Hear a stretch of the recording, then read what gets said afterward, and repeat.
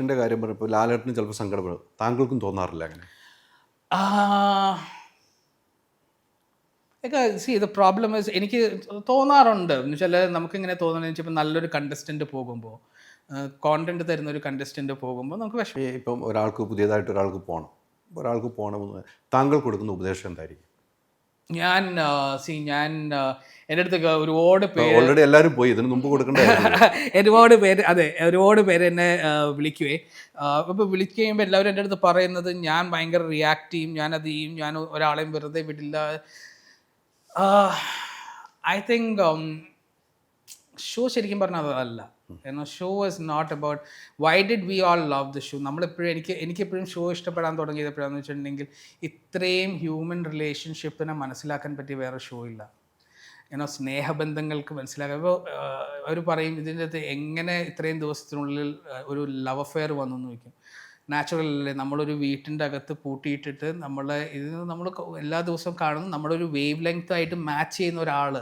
അത് ചിലപ്പോൾ ഒരു ബ്രദർലി ഫീലിംഗ് ആയിരിക്കാം, ഇല്ലെങ്കിൽ ഒരു മദർലി ഫീലിംഗ് ആയിരിക്കാം. എല്ലാവർക്കും എല്ലാ ഫീലിംഗും ഉള്ള മനുഷ്യരല്ലേ നമ്മളെല്ലാവരും. പക്ഷേ ഇതെല്ലാം മാറി എല്ലാവരും ഗെയിം മാത്രം കളിക്കാൻ തുടങ്ങുമ്പോൾ I don't know, I personally എനിക്കതൊരു ഇഷ്ടമുള്ള കാര്യമല്ല. അതിൻ്റെ അകത്ത് ബാക്കിയുള്ള കാര്യങ്ങൾ വരുമ്പോഴാണ് അതിൻ്റെ ഒരു രസം. റിലേഷൻഷിപ്സ് ഉണ്ടാവണം. അപ്പോൾ ചില റിലേഷൻഷിപ്സ് നന്നാവും, ചില റിലേഷൻഷിപ്സ് പൊട്ടും. ഇപ്പോൾ ബ്രദേഴ്സ് ആയിരുന്നു വിചാരിക്കുന്നവർ ചിലപ്പോൾ ചതിക്കപ്പെടാം. ഇതെല്ലാം പാർട്ട് ഓഫ് റിയൽ ലൈഫാണ്. നമ്മുടെ റിയൽ ലൈഫിൽ നടക്കുന്ന കാര്യങ്ങളാണ്. നമ്മൾ റിയൽ ലൈഫിൽ ഇപ്പോൾ ഞാൻ ഇക്കാനെ കാണുമ്പോൾ വരുമ്പോൾ വലിയ സ്ട്രാറ്റജി ആയിട്ടാണോ വന്നിട്ട് കാര്യമുണ്ടോ? നമ്മൾ ആദ്യം കാണുന്നു, സംസാരിക്കുമ്പോൾ എങ്ങനെ പോകുന്നു, നമ്മുടെ വേവ് ലെങ്ത് എന്നനുസരിച്ചിട്ട് നമ്മുടെ റിലേഷൻഷിപ്പ് ഫോം ആകുന്നു. പക്ഷെ ഇതിന് ഇപ്പോൾ അങ്ങനെ ഒരു സ്പേസ് ഉണ്ടാവുന്നില്ല. Basically because every one is എങ്ങനെ റിയാക്ട് ചെയ്യുന്നു. ഇപ്പം കഴിഞ്ഞ കൊല്ലത്തെ വേണമെങ്കിൽ പറയാം, ആ ഒരു എനിക്ക് തോന്നുന്നു first fight was cigarette fight. Unnecessary blow up ചെയ്തു എന്നെല്ലാവരും പറഞ്ഞിട്ടുള്ള കാര്യമാണ്. എനിക്ക് തോന്നുന്നു ദാറ്റ്സ് ദ റീസൺ ഫസ്റ്റ് വീക്കിൽ തന്നെ പുള്ളി എവിക്റ്റ് ആയി പോവുകയും ചെയ്തു അല്ലേ, രജീഷ്. അപ്പോൾ ഇവർ ഇത് ഭയങ്കര പ്ലാനിങ് ആണ് എല്ലാവർക്കും. ഇപ്പോൾ ബാക്കിലിരുന്നിട്ട് ഞാൻ ഇങ്ങനെ ചെയ്ത ഓഡിയൻസ് എന്നെ അങ്ങനെ സപ്പോർട്ട് ചെയ്യും, സ്ക്രീൻ സ്പേസ്. പക്ഷേ ഇവർ മനസ്സിലാക്കണം, ജെന്യുവൻ ആയിട്ടുള്ള കാര്യങ്ങളെയാണ് ഓഡിയൻസ് സപ്പോർട്ട് ചെയ്യുന്നത്. നമ്മൾ മേക്കപ്പ് ചെയ്ത് കഴിഞ്ഞാൽ അവർക്ക് മനസ്സിലാവും അത് ഒരു പുട്ടപ്പ് ബിഹേവിയർ ആണെന്ന് മനസ്സിലാക്കാൻ പറ്റും. പിന്നെ അത് മാത്രമല്ല, ഓഡിയൻസിന് ഇവരെല്ലാം ഇഷ്ടപ്പെടണമെങ്കിൽ ഇവരുടെ സ്റ്റോറീസ് വരണം, റിലേഷൻഷിപ്സ് ബ്ലൂം ചെയ്യണം അല്ലേ. അതൊരു ഇതാണ്. I think that is one thing that people should start noticing. I think after ഒരു സീസൺ 4 കഴിഞ്ഞിട്ടാണ് തോന്നുന്നു ഈ ഒരു ട്രെൻഡ് ഇൻ സ്പേസും സ്ക്രീൻ സ്പേസും കാര്യങ്ങളൊക്കെ വന്നത്.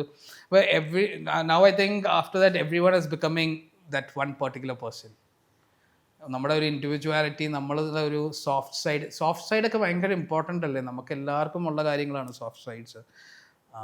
അതൊക്കെ കൂടെ വരുമ്പോഴാണ് ഇതൊരു ഇൻട്രസ്റ്റിംഗ് ഇതായി അല്ലെ. As A human also I think നമുക്ക് ദേഷ്യവും സങ്കടവും സ്നേഹവും ഇതെല്ലാം കൂടെ വരുമ്പോഴാണല്ലോ നമ്മുടെ ജീവിതത്തിലൊരു രസം. എപ്പോഴും ദേഷ്യം മാത്രം വന്നുകൊണ്ടിരുന്നു കഴിഞ്ഞാൽ അല്ലേ, അതൊരു ബോർ ലൈഫ്. ഡോക്ടർ റോബിൻ്റെ സീസണിൽ ഡോക്ടർ റോബിൻ്റെ നേച്ചർ വേറെ ആയിരുന്നു അല്ലേ.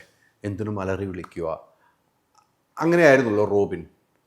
അതെന്തായിരിക്കും അത്തരമൊരു രീതിയിലേക്ക് പോയതെന്ന് ചിന്തിച്ചിട്ടുണ്ടോ? Ultra modern kitchen devices. ഒരു കിച്ചണിൽ വേണ്ട എല്ലാ ലേറ്റസ്റ്റ് ബ്രാൻഡുകളും ഇവിടെയുണ്ട്. ലോകോത്തര ബ്രാൻഡുകൾ, original products, wide range. MyG future. പൂവ് പോലൊരു പുട്ടുണ്ടേ അജ്മിയുടെ പുട്ടും. വിളമ്പാം നല്ല വിശേഷം. അജ്മി സ്റ്റീം മെയ്ഡ് പുട്ടുപൊടി.